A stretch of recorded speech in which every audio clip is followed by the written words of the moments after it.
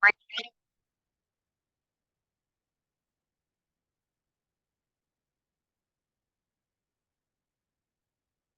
my dear friends.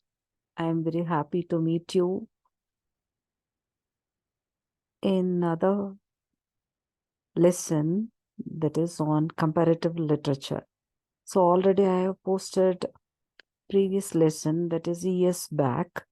Now it is based on thematology in comparative literature.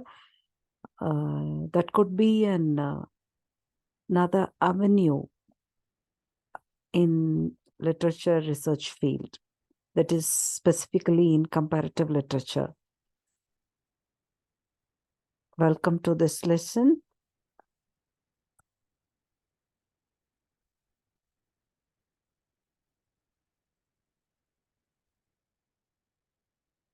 So what is thematology?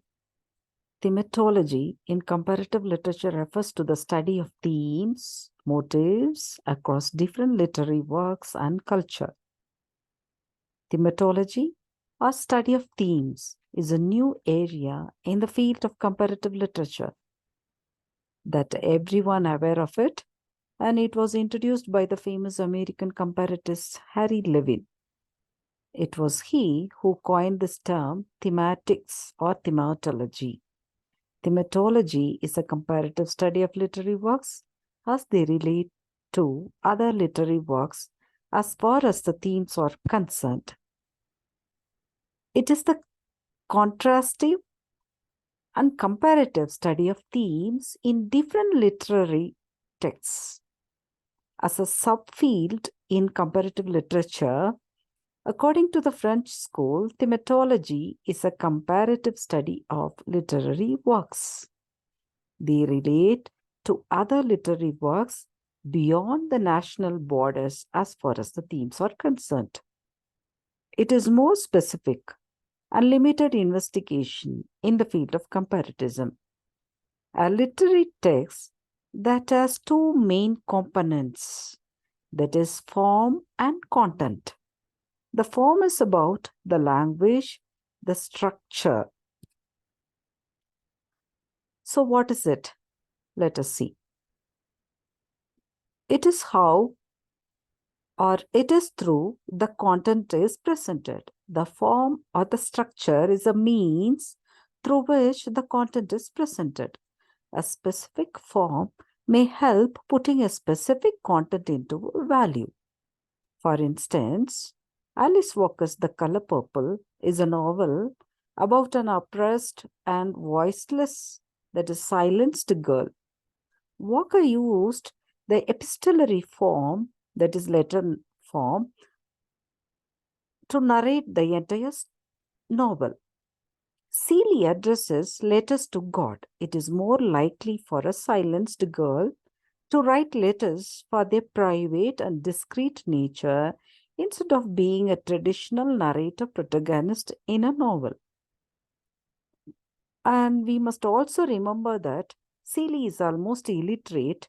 Her letters are written in the dialect of blacks in the South instead of standard English.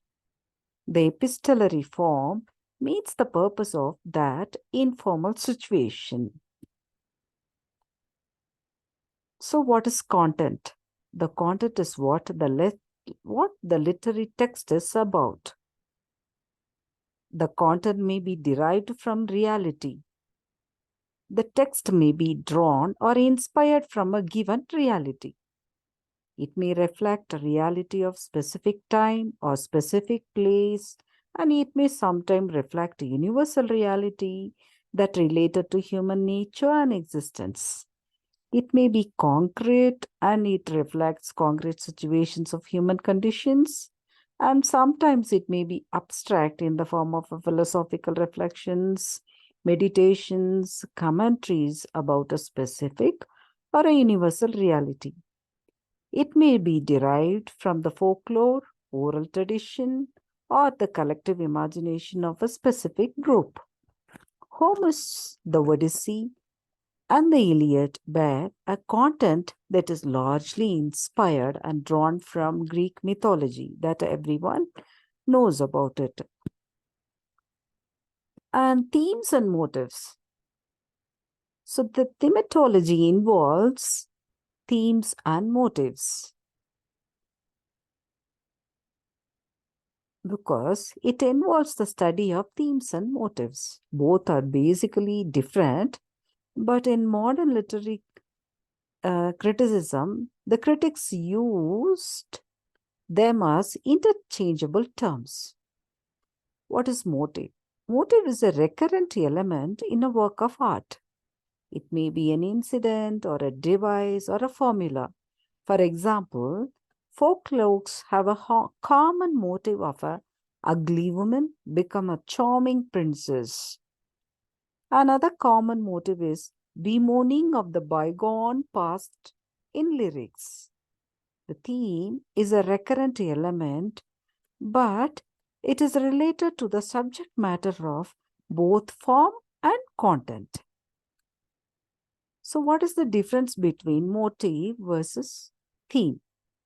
So, what is theme and what is motive? Let us learn that one. The theme is the central idea or a message, whereas the motive constitutes the unit from which the theme is built. Okay, so motive is the base or the foundation on which the theme is built upon. Okay, and the motive could be an image, sound, action, object, a character, a literary device, a word, or a phrase with a symbolic significance. It helps constructing and consolidating the central idea, that is the theme. It contributes towards the development of the theme. The motive is a recurrent idea or symbol or image that develops or explains the theme in various ways. Next, we will see what is symbol and motive. What is the difference between symbol and motive? There is a difference between a symbol and a motive. The symbol is an image, idea, sound, or words that represent something that helps understanding the theme. Okay, you got it? So the symbol is an image, idea, sound, or words that represent something else and helps understanding a given idea, that is theme. Motive is an image, idea, sound, or word that help understand the central idea in the literary work. So another difference is that motive is always recurrent. The symbol sometimes occur once or twice in a literary work. So what is another term, that is leitmotif versus motive? So the literal translation of leitmotif, it is a German word that means it's leading or guiding motive. So the real meaning of the concept is different. So a leitmotif is very easily noticeable in opera and cinema, where a specific melody is associated to a character or a given situation or a given setting.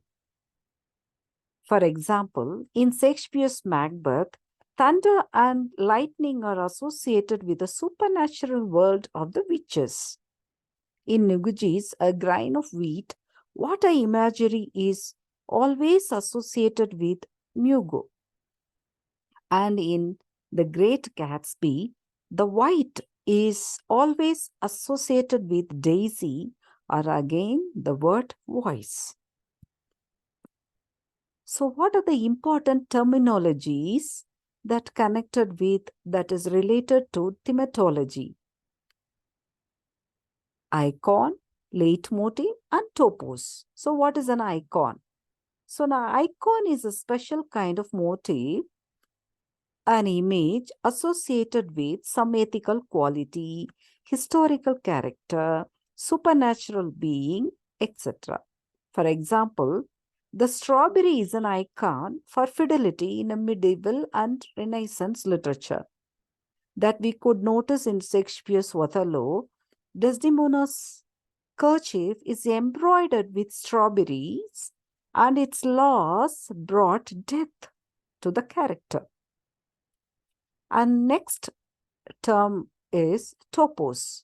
Topos is a commonplace, literary commonplace. Topic, that means topic, theme, or point of view. It may be a warning or it may convey a moral. For example, a poison gift is a topos in many fairy tales. The gift may be a dagger or an apple. Its function may be to put the hero in danger, or sometimes, often it suggests that evil is always attractive. Next one is leitmotif. It's a motive associated with a particular person, thing, feeling, idea, and scene. So, for example, the bird motif associated with Stephen in James Joyce's A Portrait of the Artist as a Young Man, that can be cited as a good example for leitmotif. Next, let us see what are the uses of thematology. So, thematology is useful to the comparatives for the following reasons. First one is it enables a comparatist to find out what type of a writer chooses what kinds of themes. Next one, it helps us to find out how a chosen material is dealt with in different periods. And third point is we can also study how peculiar problems of a period or a group or society influence personality and thinking of writers. Fourth one, it also helps us find out how different themes may call for different stylistic patterns. And also, it tells us how different themes have affinity to certain genres. For example, city theme is linked with novel genre.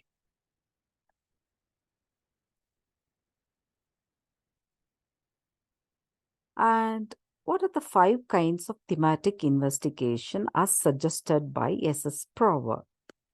First one, literary representation of natural occurrences and man's reactions to them in different languages at different times.